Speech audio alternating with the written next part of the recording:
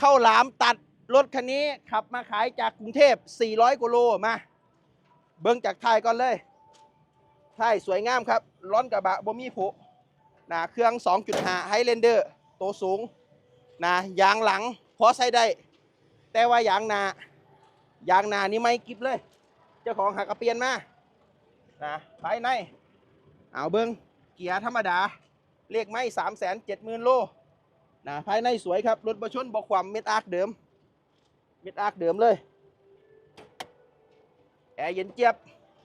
เครื่องดีเกียร์ดีครับลูกค้าครับมาขาย400 กว่าโลบ่มีปัญหาครับบ่มีปัญหาจากน้อยภาษี68ครับเบิดสิงหา68นะเครื่องเดิมล่องแก้มเดิมเขตหมดบ่เคยถอดชักก้านมาวันบ่มีไหลครับก้านมาโคตรนิ่งเลยเอาไปในราคา229,000 เล่มเอกสารพร้อมโอนคันมากเอลิสามารถต่อรองได้ไอเสมรถซิ่งจัดให้โคตรสุดวัยรุ่น